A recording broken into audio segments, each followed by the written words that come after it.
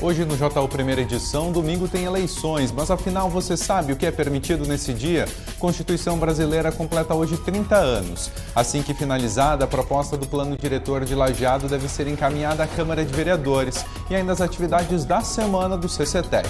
Essas e mais notícias a partir de agora.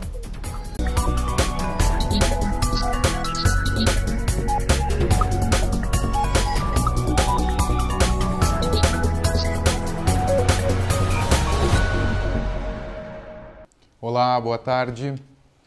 Há um mês das provas do Exame Nacional do Ensino Médio, Enem, o governo federal adiou o início do horário de verão mais uma vez, agora para o dia 18 de novembro. A data final para o horário de verão foi mantida no terceiro domingo de fevereiro de 2019.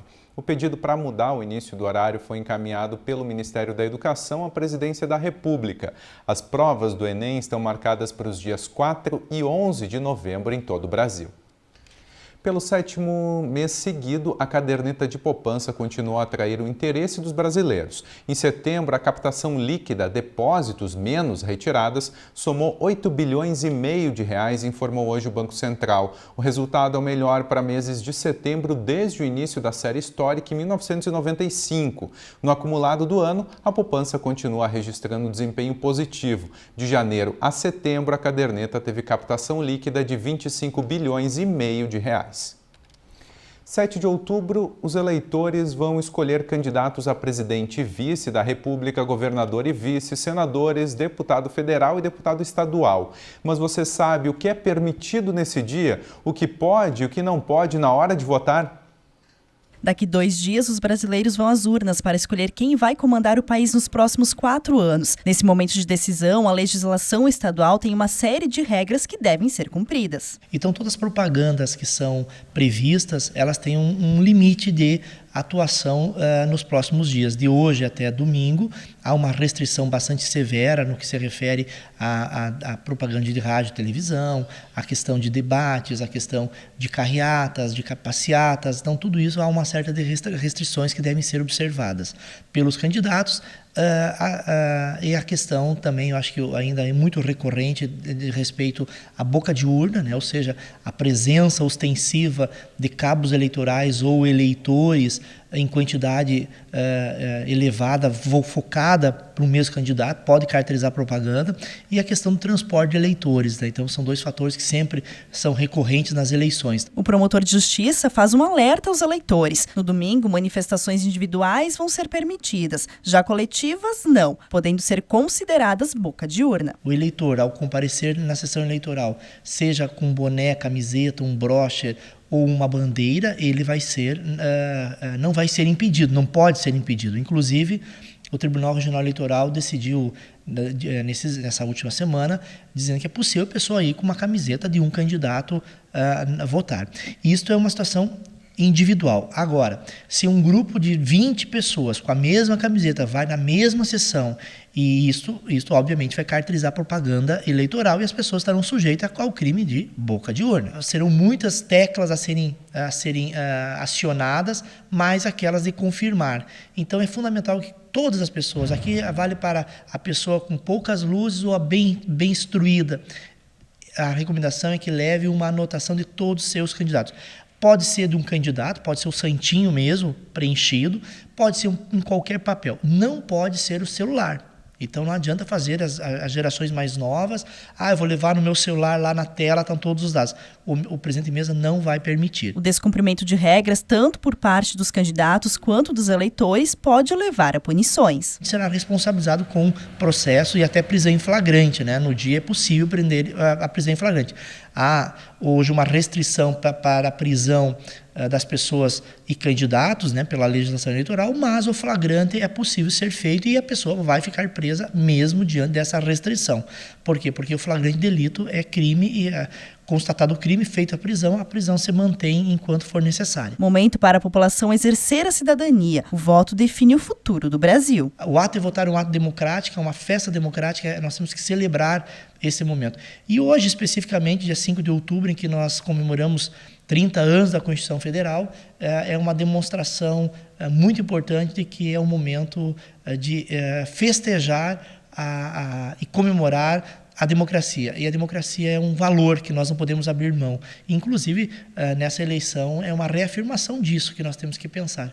Até no qual candidato que nós vamos estar escolhendo, qual é o seu viés democrático ou não para o futuro da nossa república. Então, fica aqui um alerta para as pessoas também de aproveitar esse momento, exercer a democracia, mas também se preocupar em constituir um voto que seja efetivamente transformador.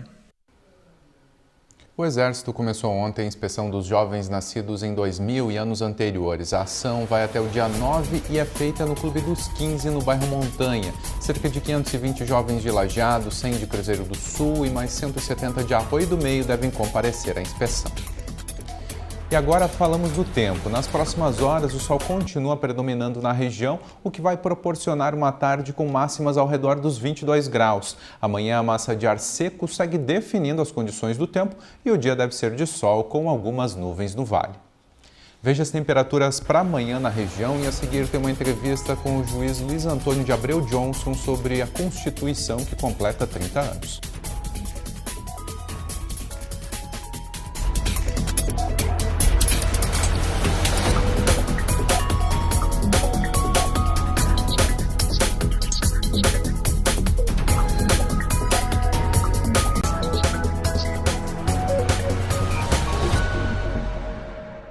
A Constituição brasileira foi criada em 5 de outubro de 1988. Com 99 emendas, o texto exige aperfeiçoamentos constantes, segundo alguns especialistas. Para falar sobre a Constituição, que completa 30 anos, então hoje, recebemos no estúdio do JU, juiz Luiz Antônio de Abreu Johnson. Seja bem-vindo, obrigado pela presença. Boa tarde, eu que agradeço. Juiz Johnson, primeira coisa, se fala de Constituição, a importância dela e por que nós até temos aqui uma que o senhor trouxe, né? A importância dela e por que ela é tão fundamental? A Constituição, em linhas gerais, é a lei suprema de um país, né? De um país soberano como o Brasil. A nossa Constituição Federal, ela tem um marco fundamental. Ela é uma conquista do povo brasileiro na reintrodução no país da democracia. Em 1988 e antes de 1988, nós tivemos um período de regime autoritário e ditatorial, instaurado em 1964, e que começou, né, a dar os sinais de descontentamento, né? Porque são ciclos históricos, né? O mundo é feito de ciclos históricos. Todo aquele regime que prometeu um desenvolvimento econômico, social, uma vida melhor ao povo brasileiro, não conseguiu cumprir as suas promessas e ali todo aquele ciclo militar, ele se encerra, né? Ele começa a gerar insatisfações relevantes na sociedade a partir principalmente do início dos anos 80. Então, em 1982 começa o movimento que depois se denominou a Nova República, né, a redemocratização do país e que vai desembocar, né, primeiro tivemos o movimento Diretas Já. A emenda das diretas não passou, a famosa emenda Dante de Oliveira, em 1984. Em 1985, o povo apoiou a eleição indireta pelo colégio eleitoral do Tancredo Neves, e o Tancredo Neves, eleito, ele não assume, em razão de seu falecimento, assume o Sarney, mas que leva o Sarney, o presidente José Sarney, ele cumpre com a promessa de Tancredo de dar uma nova ordem constitucional ao Brasil. Foram 20 meses de trabalho. Primeiro houve uma comissão, teve uma comissão anterior que apresentou, né, e depois foi eleita uma Assembleia Nacional Constituinte que desembocou, depois de 20 meses de trabalho, desembocou nesse texto constitucional que hoje completa 30 anos. Ou seja, não foi algo simples de ser constituído, né? Foi algo porque era uma relevância, uma ruptura de um sistema, né, de supressão de direitos, porque num regime de exceção, especialmente aquilo que eu vou discorrer nessa breve entrevista e que é a maior conquista, a meu sentir, da Constituição, objeto de muitas críticas daqueles que não a conhecem. Nós temos uma das constituições mais avançadas do mundo. Não sou eu que diz isto. Um dos maiores juristas do mundo, Luigi Ferraioli, né, diz que no Brasil tem uma das constituições mais avançadas. Num regime ditatorial, o Estado está à frente do cidadão. Num regime democrático, o cidadão está à frente do Estado.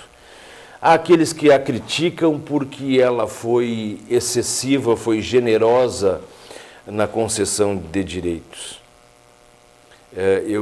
A isto eu contraponho dizendo que era necessário não a generosidade, mas se impunha que ficassem definidos os direitos fundamentais, principalmente esse direito que eu e tu estamos exercendo aqui, que anterior sem ter um censor aqui dentro, né, que pudesse nos tirar do ar, né, porque ninguém hoje, né, só aqueles jovens há mais tempo, sabem o que é uma censura dentro de uma emissora de televisão, dentro de uma redação, de uma imprensa. Tudo tinha que passar por um censor que não era um jornalista. Ou seja, a liberdade de expressão, né, a liberdade de pensamento, a divulgação de ideias, tudo isto, né, era tolhido num período ditatorial.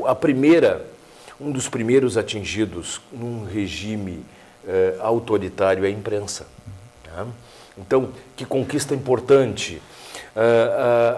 O regime das liberdades introduzido pela Constituição, ninguém poderá ter a sua liberdade cerceada, ou seja, ninguém poderá ser preso a não ser por uma ordem escrita e fundamentada de uma autoridade judiciária competente, que tenha competência, né?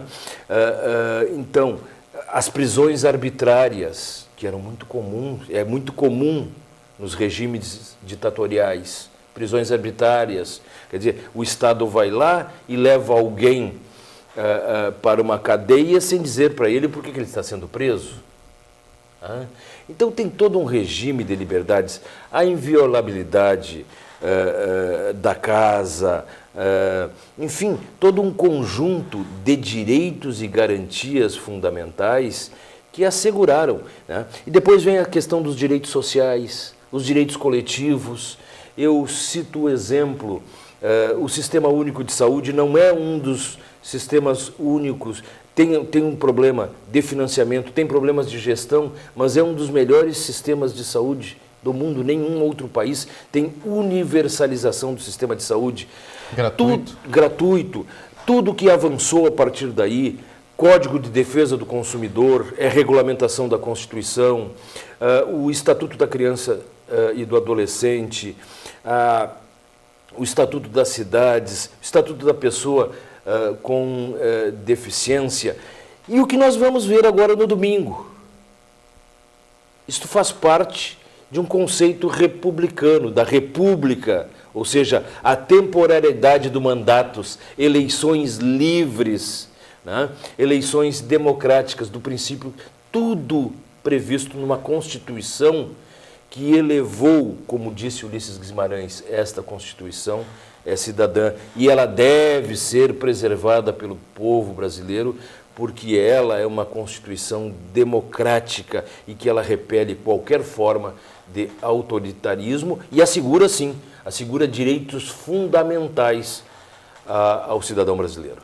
Muito bem. Dr. Johnson, obrigado pelas informações, por compartilhar um pouco com a gente questões históricas e também relevantes, né? Tudo sobre a Constituição, completando aí hoje 30 anos. É a história do nosso país. Perfeito. Mais uma vez, obrigado pela presença. Eu é que agradeço. Agora a gente vai para um rápido intervalo. Na sequência, o Jornal da Univates, primeira edição, está de volta.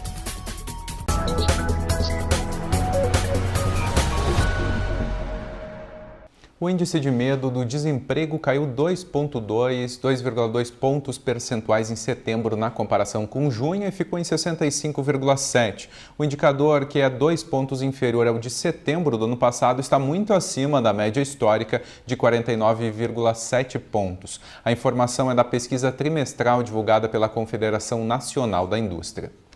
O projeto de lei do Plano Diretor de Lajeado está em processo de finalização. Em breve, a proposta deve ser encaminhada para apreciação da Câmara de Vereadores. O plano diretor é a lei principal que gere toda a estrutura da cidade. Nesse projeto de lei é possível determinar como vai ser o desenvolvimento do município, além de quais tipos de construções podem ser feitas em determinados bairros e locais. Além disso, ele tem a lei do sistema viário, que é uma lei que projeta todas as ruas que vão ser feitas na cidade. Então, independente se tem uma área de terras lá aberta, o sistema viário já prevê que ali vai passar uma rua para que a gente possa ter mobilidade urbana, para que a gente possa ter uma cidade que flua mais. Segundo o secretário de Planejamento e Urbanismo, Rafael Zanata, a alteração do plano diretor é necessária, pois o projeto atual não está de acordo com o crescimento do município. Para se chegar em um novo projeto, foram feitas reuniões e assembleias com entidades e a comunidade. Os principais pontos desse plano é corrigir a colcha de retalhos que ele virou no decorrer dos anos, né? Então, muitas coisas foram sendo alteradas de acordo com as necessidades pontuais de alguns bairros, de algumas situações, e aí acabou que a cidade não estava uniforme. Então, nesse ponto, a gente corrige toda essa parte do zoneamento, além de dar uma nova estrutura para a cidade no sentido de como ela vai se desenvolver a partir daqui. A gente tem áreas periféricas muito importantes que precisam ser povoadas com o passar do tempo, e esse povoamento a gente quer que seja feito de maneira ordenada, condizente com os novos padrões das cidades e não da maneira usual que acontece, sem muito planejamento. A proposta do projeto de lei, que é extensa, está em fase de finalização. São cerca de 70 páginas e 250 artigos. Não é uma coisa muito simples de finalizar, é por isso que ela está levando até um pouco mais de tempo do que a gente gostaria. Mas a gente prefere que seja assim, conversando com as entidades, com o Sinduscom, com a Ceavat, para que o projeto de lei possa chegar na Câmara de Vereadores bem discutido. É óbvio que na Câmara de Vereadores esse projeto vai passar por um novo crivo dos vereadores, que são os representantes da nossa sociedade. Depois disso, ele pode entrar em votação. Sendo aprovado pela Câmara, entra em prática. E a seguir continuam as atividades da semana do CCTEC.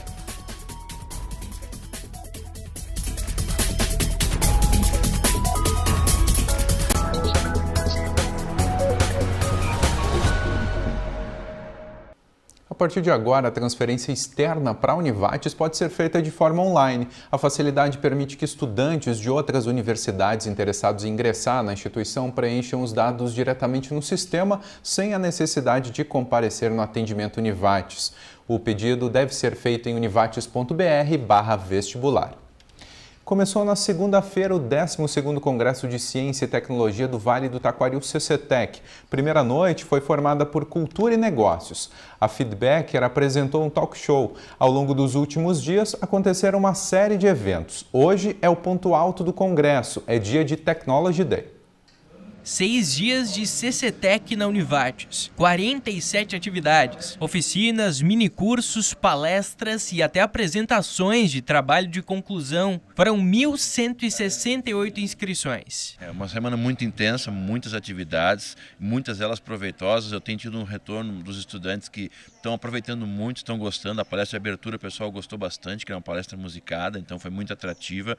Eu acompanhei algumas atividades. Ontem a palestra do IBM Watson foi muito interessante, lotada a palestra estava, e a única cancelamento que nós tivemos foi a pedalada da arquitetura por causa da chuva, mas para o próximo ano ela vai acontecer novamente. Então a ideia é que tá cansativo, mas está muito produtivo. Durante a manhã de hoje teve banca de TCC, workshop e minicurso, atividades diferentes que fazem a diferença no Congresso. Ali a gente vê de fato aquela questão da indissociabilidade do ensino, da pesquisa e da extensão. Nos TCCs os estudantes desenvolvem, sob o olhar da pesquisa, temas mais diversos para aplicar seus conhecimentos. E, obviamente, eles fazem isso em muitos momentos diferentes que não são a sala de aula. E esse momento da apresentação congrega um pouco da extensão, né, que não deixa de ser também o aliado ao ensino. Então ali a gente vê na prática essa questão muito exigida pelo MEC na avaliação de cursos, que é indissociabilidade entre as ações de ensino, pesquisa e extensão. Já durante a noite tem o Technology Day, o evento mais esperado dentro da 12ª edição do Congresso Acadêmico Científico. E ali nós teremos hoje a participação do Elzinho como narrador e veja, são 8 competições simultâneas. Então ele vai ter que se virar com o bom humor que ele tem para narrar essas competições ao mesmo tempo. E nós vamos ter assim a ideia de que o evento é aberto à comunidade. O pessoal que está inscrito no Congresso, que escolheu essa atividade, deve registrar a sua presença. Aproveito para lembrar quem não ainda retirou o seu brinde do Congresso, aqui está ele, para passar no CETEC para retirar. Durante esses dias, o foco é aperfeiçoamento e qualificação, tanto de professores quanto dos alunos. Na verdade, essa é a grande oportunidade de contato e aproximação dos estudantes com o mercado de trabalho, com profissionais que estão no mercado de trabalho e que passam para eles algo que muitas vezes a instituição não consegue, a universidade não consegue oferecer, que é a experiência, é um pouco de dicas, uma tarimba para que eles possam utilizar na sua vida profissional. Então, seriam alguns atalhos muito importantes. E essa aproximação muitas vezes resulta até em empregabilidade, porque o pessoal que vem aqui também está de olho nos estudantes, também está de olho nos formandos que estão aí saindo no próximo ano da instituição e que vão para o mercado de trabalho. Technology Day vai ter transmissão da TV Univates. E agora falamos do esporte. No fim de semana passado, a LAF perdeu para a equipe de Uruguaiana fora de casa. Com o placar, o time de Lajeado está matematicamente desclassificado da Liga Gaúcha de Futsal. Mesmo assim, enfrenta hoje em Carlos Barbosa, às 9 da noite, o Parobé Futsal. Já o lajadense tem partida nesse sábado pela Copa Vianney Carlé. O Alviazul vai viajar até Santa Maria para enfrentar o Inter. Nesse momento, a equipe de Lajeado é quarta colocada com 9 pontos. Até agora foram 8 jogos, 2 vitórias, 3 empates e 3 derrotas. Depois dessa rodada, as últimas 3 vão ser aqui na Arena Alviazul. E mais notícias você confere às 6h30 da noite no Jornal da Univate, segunda edição. Obrigado pela companhia, tenha uma boa tarde e um ótimo final de semana.